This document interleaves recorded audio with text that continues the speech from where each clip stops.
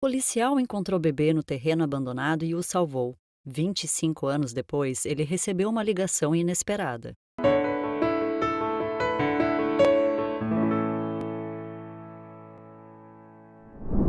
Existem dias na polícia que a rotina torna-se extremamente estressante. Ao sair de casa, dependendo da função, muitos policiais mal têm ideia do que o destino os reserva. O que irão encontrar em um dia que deveria ser apenas mais um dia de trabalho, vivendo sempre sob o risco e sob a mira do acaso e ossos do ofício.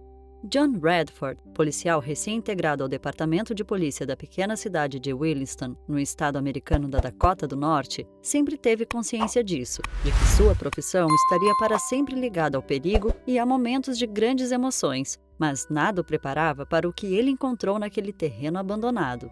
Era apenas o segundo dia de trabalho de John como parceiro de viatura do veterano Phil Rogers, um respeitado sargento da cidade que estava prestes a se aposentar. Eles receberam um chamado da central de ligações que relatava uma tentativa de furto em uma loja de conveniência na saída da cidade. Os suspeitos eram um homem branco e uma mulher ruiva, e que depois de tentarem esconder mercadorias nas mochilas, saíram correndo pelos becos com um pacote nas mãos. O experiente Phil fez uma cara de desânimo depois de confirmarem que estavam a caminho, pois ao mesmo tempo em que o novato John estava animado para uma perseguição, tudo o que ele queria era que as horas passassem com tranquilidade, para que pudesse logo se recostar no sofá de casa e assistir um pouco de TV.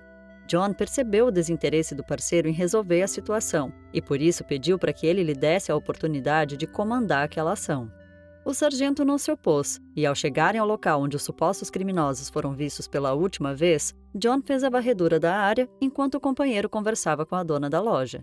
Foi nesse instante que John olhou para um terreno baldio e viu o pacote que os criminosos deixaram para trás, e aquilo marcou para sempre sua vida. 25 anos depois, John, agora um respeitado xerife da cidade, ainda se lembrava da criança ruiva que pegou nos braços em meio ao mato e ao lixo, e seus olhos ainda se enchiam de lágrimas sempre que contava a história.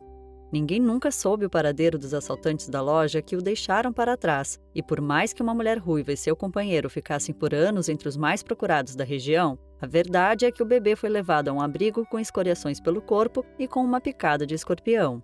Se não fosse nossa rápida intervenção, aquele menino nunca teria sobrevivido, John revelou a um jornal local. A picada de escorpião só foi descoberta por causa da vermelhidão no braço do bebê que não parava de inchar. A criança chorava sem parar e também estava com uma febre que não parava de subir. Quando percebemos a picada, eu rapidamente corri de volta ao lote vago e revirei os entulhos onde a criança tinha sido abandonada. Foi então que encontrei um escorpião amarelo morto e deduzi que o bebê foi deixado em cima daquele inseto asqueroso. John pegou o escorpião e, junto de seu ex-parceiro Phil, levaram o bebê para o hospital onde os médicos aplicaram o antídoto correto. A recuperação que a criança teve em relação às escoriações e ao veneno foi considerada milagrosa.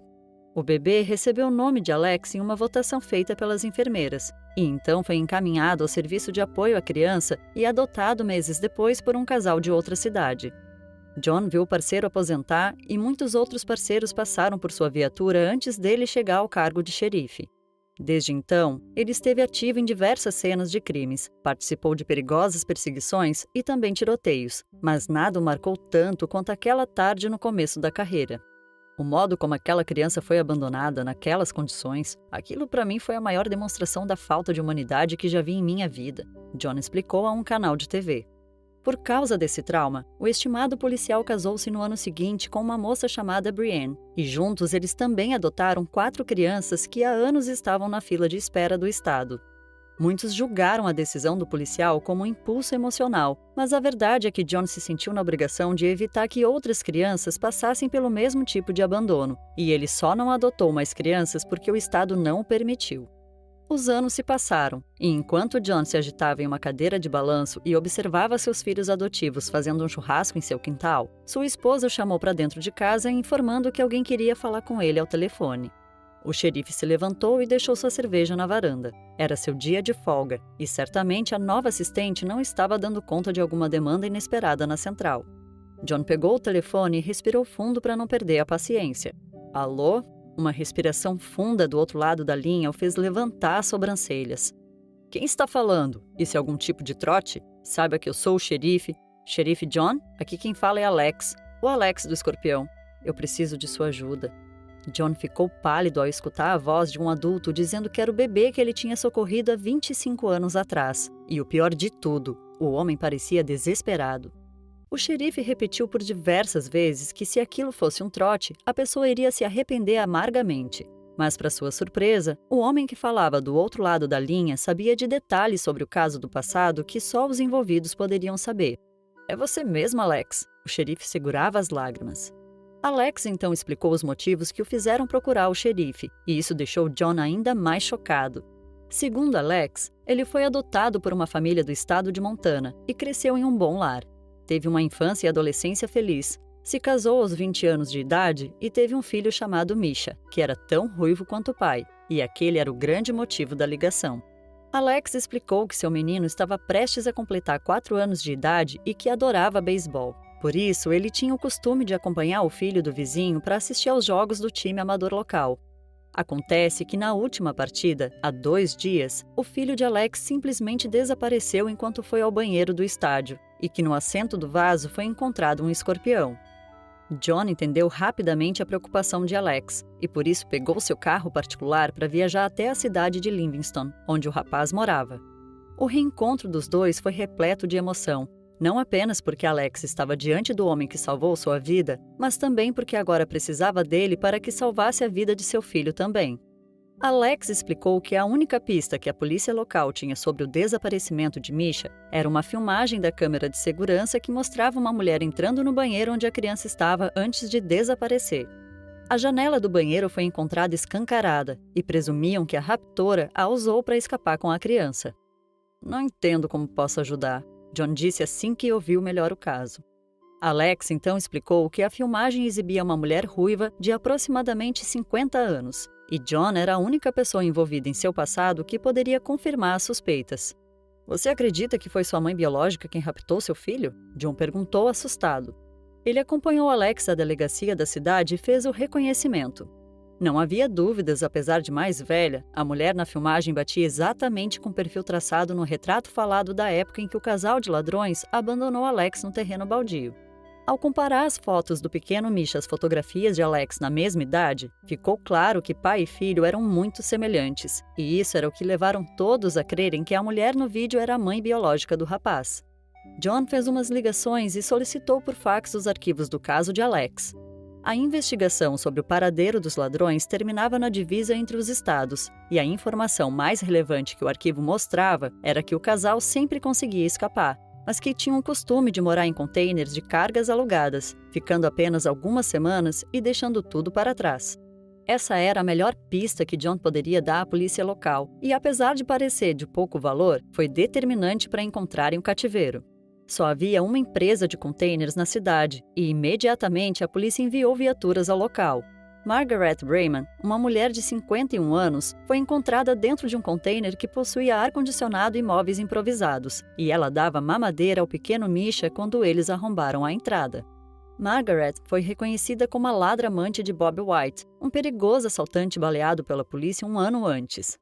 Ela também confessou ser a mulher que abandonou o bebê no terreno baldio, e foi dessa maneira que Alex finalmente conheceu sua verdadeira mãe. Ao ser levada à delegacia, Margaret explicou que foi obrigada a fugir por todos esses anos, já que seu ex-amante a ameaçava caso ela se entregasse.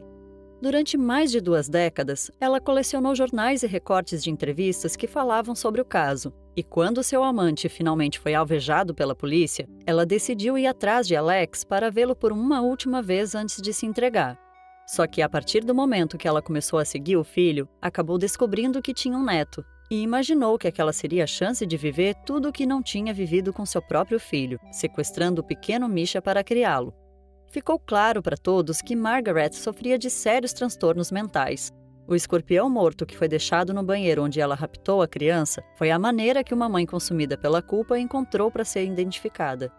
No fim das contas, ela queria ser achada pela polícia e assim rever seu filho, pois ela sabia que não havia perdão para aquilo que fez no passado. O xerife John finalmente encerrou seu caso mais antigo e acompanhou Alex até em casa, com o filho são e salvo. Era a segunda vez na vida que John salvava uma vida naquela família, e Alex se sentiu tão grato que o convidou para ser o padrinho de seu filho. Anos depois, ele perdoou a mãe pelo seu terrível erro e até levou o pequeno Misha para conversar com ela no hospital psiquiátrico. John nunca entendeu por que o destino o colocou na trilha daquelas pessoas, mas sempre que olha para os seus próprios filhos em churrasco de fim de tarde, tem a certeza que os motivos não importam. Essa era apenas a sua missão. Os abraços de hoje vão para Lemos Barreto, Maria Gorete de Souza, Maria Vilma Alexandre, Maria das Graças Sales, Manuel Moura, Zumira Ritter e Carol Cardoso de Teófilo Otoni. Um abraço a todos vocês que nos engrandecem com seus comentários e companhia. Se o seu nome não foi citado dessa vez, saiba que estamos de olho nos comentários e logo nos lembraremos de você. E se você gostou dessa história e ainda não é inscrito, não se esqueça de deixar sua curtida, se inscrever e ativar o sininho, pois logo voltaremos com mais uma história emocionante. Um grande abraço!